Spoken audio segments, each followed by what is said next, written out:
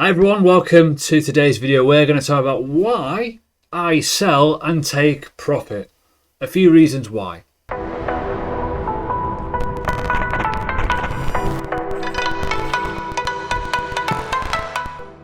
everyone, welcome to the channel. If you're new, make sure you have subscribed, hit the bell button, and leave a like. It really does help. Now, I've got on the screen here 5 reasons why I do it. But also I want to go into depth of why maybe I choose that asset for taking profit.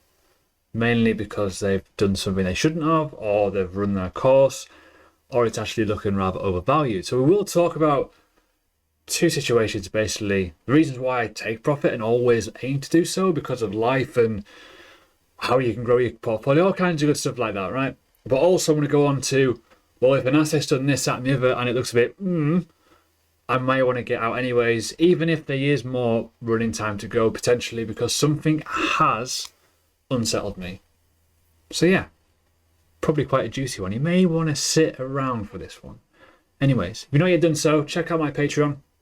I do a holding kind of like video every month in terms of percentage of what I've got, so you can see the changes in my portfolio, if I sell, what I buy, why I do it, just to give you that clarity. Whereas this is essentially the brain matter of the choices in which I do it, but not so much the reasons why I do it, if that makes sense.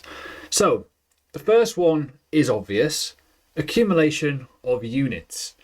Basically, take profit high, redistribute lower, equals more units. So let's just say, for example, you put 10 grand into Bitcoin 2-3 years ago.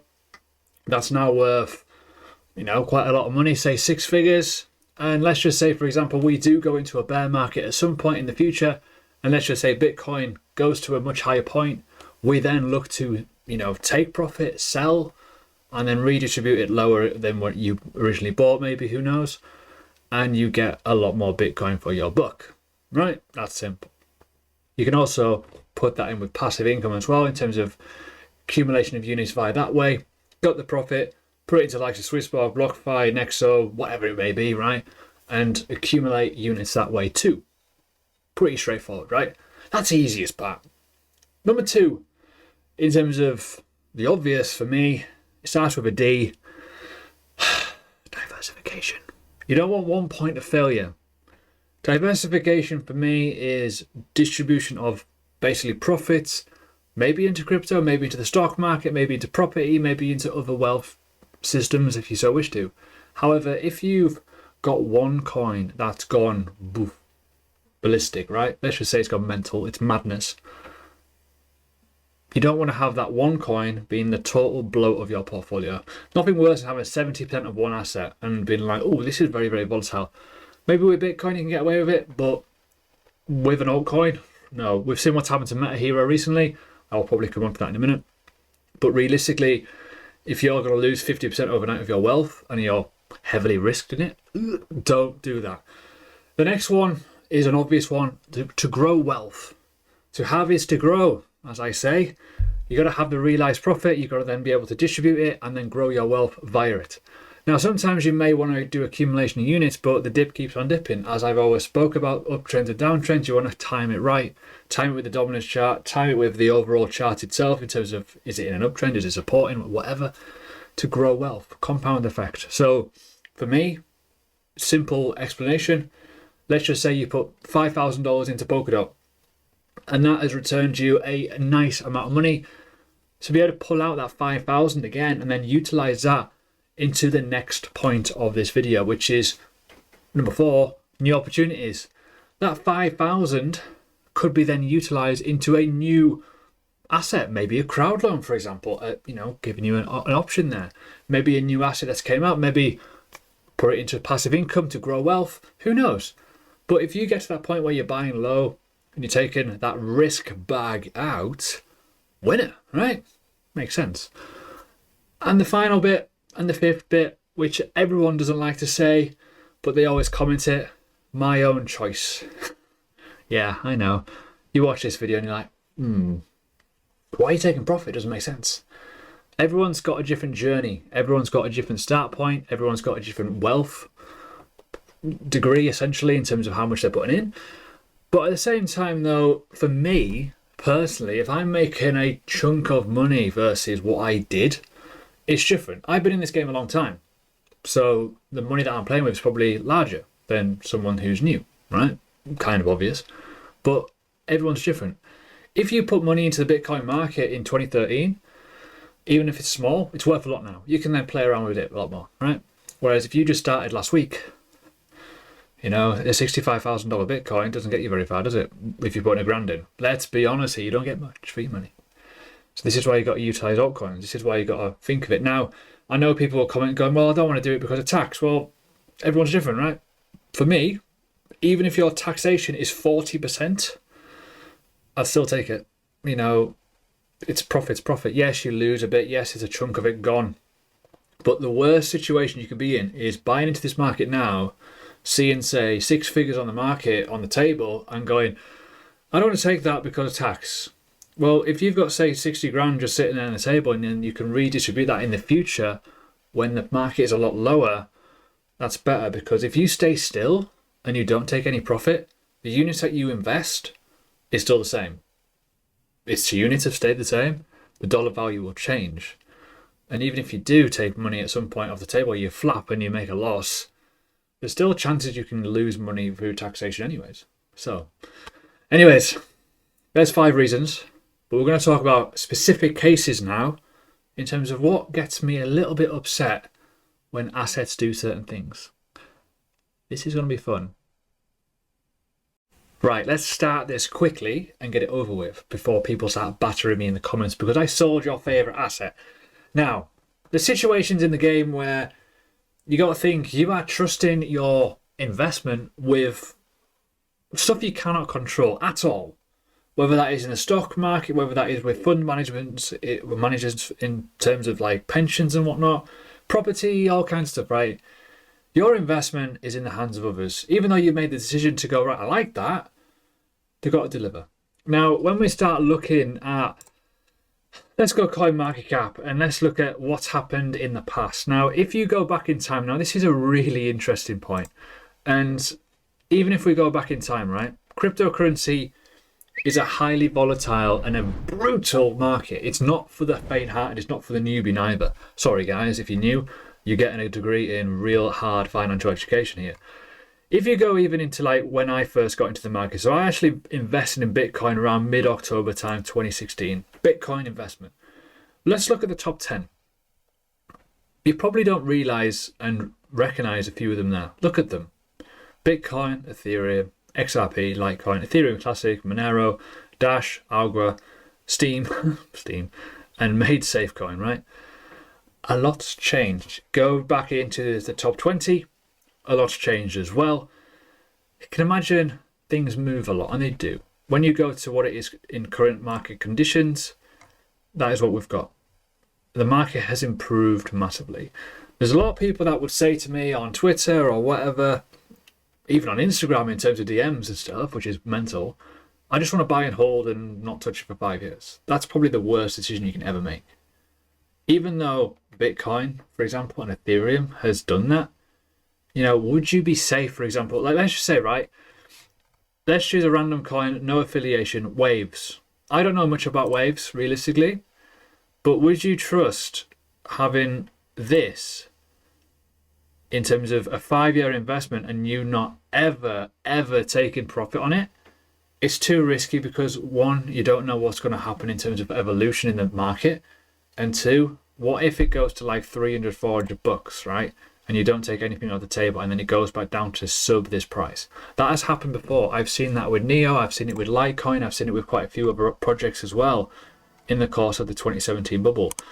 Now, when we go into like, now this is ridiculous as well. Let's go to like page 6 or 7 or something, right?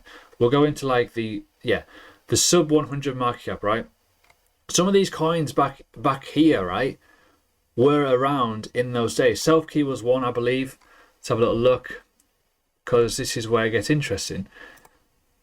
This is where Self-key was. When you think back in terms of when it launched, in terms of pricing, you know, it's ridiculous when you think about where this is what happened. It came out in that bubble kind of bursting period, and it spiked up, and then it went all the way down to like ridiculously low level. Look how low that went. That is unbelievable. And I don't know much about it, but I'm just picking a coin that I knew has been around. Let's look at another example here of a coin that was around back in those days. And let me just see. I want to try and pick an obvious one. Nulls is the one, right? Just to give you an idea. So Nulls has been around for quite a while, I believe. Yeah, this is, again, look at this, right? This is what we need to talk about. And this is why I need to be top of YouTube, so people can fucking listen, right? Oh, let's hold for 5 years, right? If you had that mentality in 2017, we're nearly at 5 years now. We are, let's be honest here, we nearly are at 5 years. 2018, 2019, 2020, 21, we're almost at 5 years. What a shit strategy this is. Look at this, right? Oh, yeah, I've made loads of money. It goes all the way to $8. You made a 10x very, very easily, for example, right? Maybe more than that, let's be honest here. And look at where the price is right now. Do I need to explain it anymore? Always take profit, boys and girls. Trust me. Anyways, so what tickles my feathers? What gets me all hot and flustered when coins do silly things, right? I'll mention 2 coins that I have held, just for full disclosure, so you know. Zilliqa's one. I recently sold it. I was selling all the way up. Why? Why was I unhappy? The reason why I was unhappy wasn't because nothing against it, but they weren't achieving their goals. That was it. Zilliqa Ethereum bridge was delayed over a year. That is a problem. When Colin moved from marketing director, or marketing in charge of marketing basically, right, to COO, the marketing tailed off a bit. So I think it was like January, February 2021, start of this year, he moved from marketing up to the higher levels of directorship in terms of ownership. But the marketing tailed off a bit. It wasn't growing, which is why I went to all-time high and we just kind of fizzled out a bit. And you've seen that with other layer 1 blockchains. So then I thought, no, not happy. And that was my investment choice. I took money on the way up, took profit because I bought really, really early. One of the main reasons why I bought it was because of Colin, because his CV was impressive. He was a really good, likable person, approachable person as well. He was very, very engaging on Twitter. But it felt like something wasn't right, in my opinion. So I bit the bullet. And if Zilliqa goes to $1, I'll be super happy for everyone who's riding it. But I'll also be mindful that if it doesn't, they're my investment choices, and I'm happy that it does it or it doesn't do it. That's kind of my thought process. The second one is Metahero. You've probably seen me on social media talking about it. Yes, and I have talked about it on my channel quite a bit. But the behaviour's changed a little bit in terms of how they're portraying it. It was all about the product, and now it's all about the numbers, and now it's all about the shilling. Rob is continuously talking about it in terms of, oh, we've got this coming up. Wink, wink. We've got this listing possibility soon. It's getting people excited, and that hurt drive inner greed is going to kill people inside, because this went to 18 cents. It dropped down to 9 cents in a matter of days. Hype kills the market. If it's artificially priced in and pumped, it starts looking a bit bad. I got an email from these because obviously you sign up to all the email updates. It makes life so much. If you can go into like a coin and you get automatic email updates on certain things and keep in the know, it helps. These sent an email saying we've just hit all-time high, and that was like me going, don't like that. But all the numbers don't add up in terms of the YouTube account, how they're portraying volume. It just doesn't sit well with me. So that was another reason why I sold this one, because I thought I was happy with buying in pre-sale, was incredibly fortunate. It made me a lot of money, but at the same time, entering the market right now into this when it's all hyped up, it's dangerous, it's risky, and it's not worth it. So I jumped out.